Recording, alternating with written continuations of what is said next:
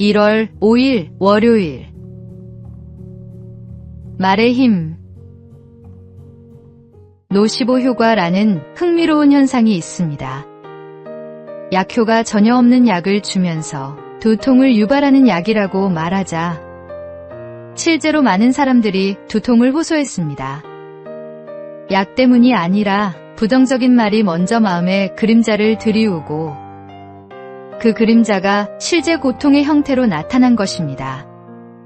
사람의 생각과 감정이 얼마나 강력하게 삶을 움직이는지 보여주는 사례입니다.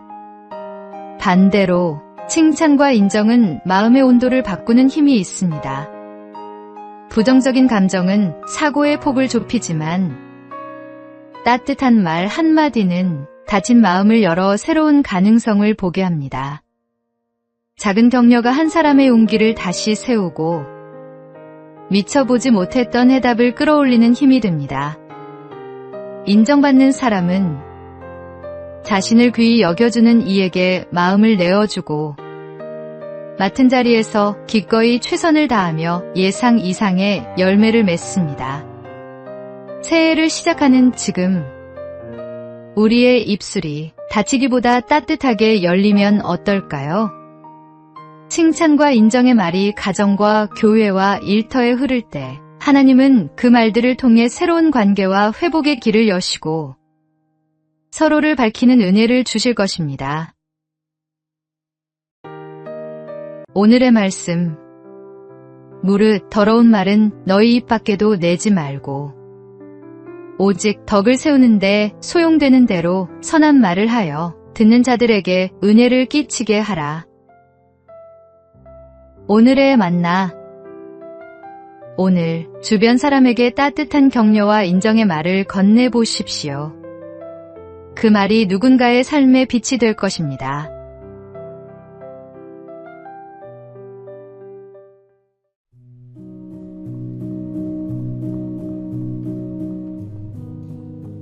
(1월 6일) 화요일. 50년의 기도. 조지 뮬러는 19세기 영국에서 고아의 아버지라 불린 인물입니다. 그는 철저한 기도로 수천 명의 고아를 돌보았습니다.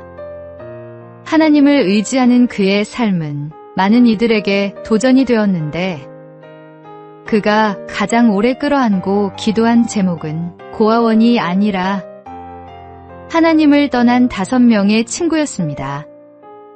뮬러는 이들을 위해 매일 이름을 불러가며 기도했습니다.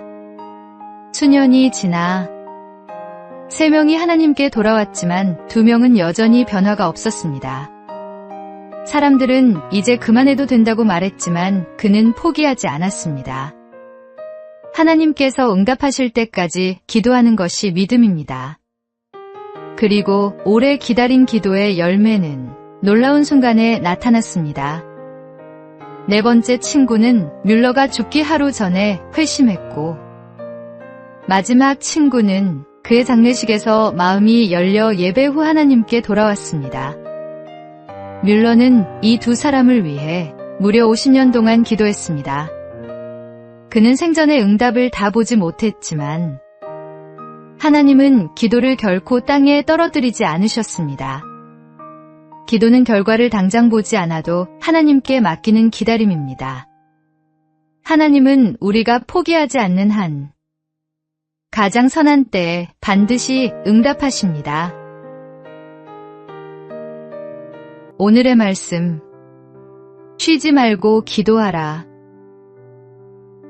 오늘의 만나. 포기하지 말고 기도하십시오. 하나님은 가장 선한 때에 가장 좋은 방법으로 응답하십니다.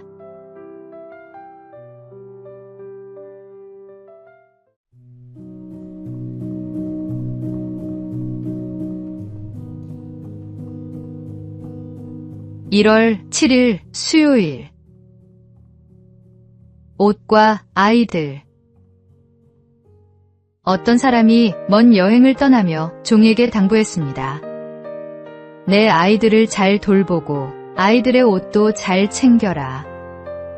여행을 마치고 돌아온 주인은 종에게 물었습니다. 아이들은 어디 있느냐? 종은 옷만 내밀며 대답했습니다. 주인님, 옷은 깨끗하게 세탁해 두었습니다. 다만 아이들이 어디 있는지는 잘 모르겠습니다. 주인은 크게 분노했고 종은 결국 그 집에서 쫓겨나고 말았습니다. 주인이 가장 소중히 여긴 것은 옷이 아니라 아이들이었기 때문입니다. 우리도 하나님 앞에 갔을 때 이렇게 말할지도 모릅니다. 주님, 저는 육체를 위해 열심히 살았습니다. 건강도 챙기고 지식도 쌓고 돈도 벌었습니다. 그러나 제 영혼은 잘 모르겠습니다. 이 땅에서의 많은 성취가 있어도 영혼을 잃어버린다면 무엇이 남겠습니까? 하나님께서 우리 삶을 보실 때 가장 중요하게 여기시는 것은 영혼의 상태입니다. 우리가 얼마나 편안하게 살았는지보다 얼마나 깊이 하나님과 동행했는지를 물으십니다. 오늘 하루 눈에 보이는 많은 일들 속에서도 가장 소중한 것인 내 영혼을 주님께 잘 맡기고 있는가를 다시 생각해 보아야 합니다. 오늘의 말씀. 너희 몸은 너희가 하나님께로부터 받은 바 너희 가운데 계신 성령의 전인 줄을 알지 못하느냐. 오늘의 만나. 육신의 일에 바쁜 오늘, 영혼을 돌보는 시간을 먼저 가지십시오. 그것이 가장 지혜로운 선택입니다.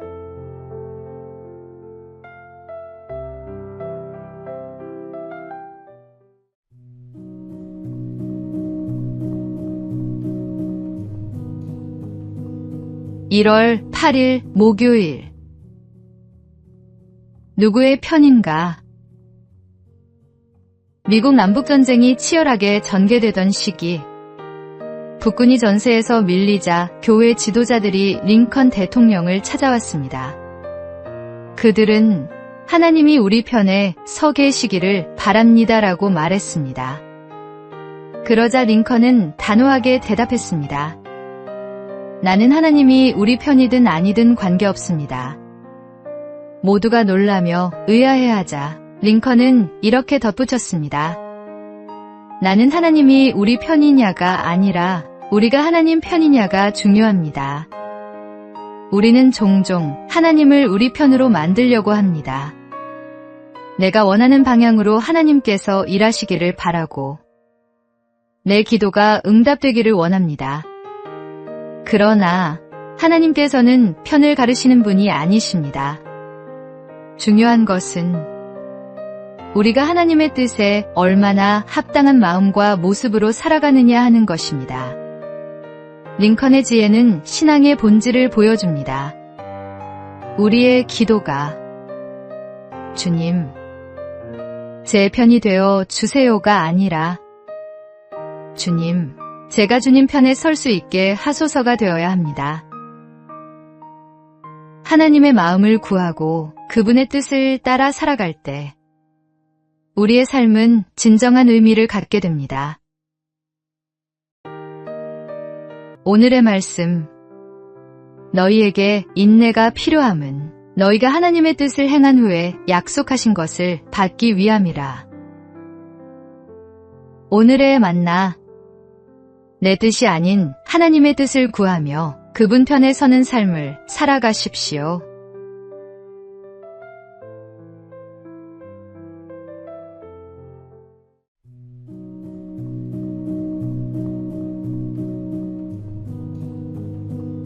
(1월 9일) 금요일.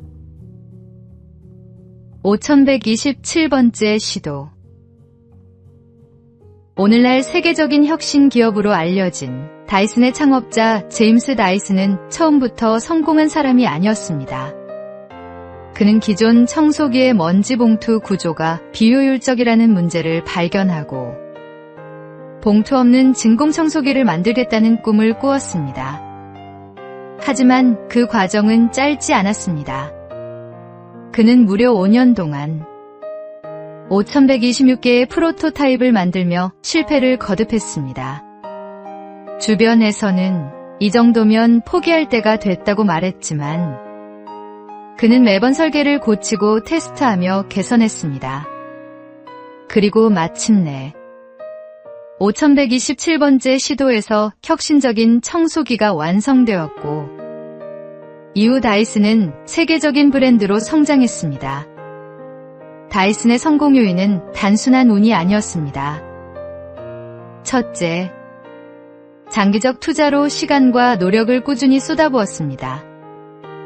둘째, 철저한 조사와 분석으로 기존 구조의 문제를 깊이 연구했습니다. 셋째, 본질에 대한 집중으로 고객이 진짜 불편해하는 점을 해결하는 데 집중했습니다. 우리의 삶도 같습니다. 성공은 한순간에 오지 않습니다. 하나님께 맡은 자리에서 꾸준히 준비하는 사람에게 길이 열립니다. 오늘 내가 집중해야 할 것을 다시 점검해 보십시오. 작은 성실이 큰 변화를 만듭니다. 오늘의 말씀. 그러므로 내 사랑하는 형제들아 견실하며 흔들리지 말고 항상 주의 일에 더욱 힘쓰는 자들이 되라. 오늘의 만나. 실패를 두려워하지 말고 하나님께서 주신 일에 끝까지 충성하십시오. 끝까지 견디는 자가 승리합니다.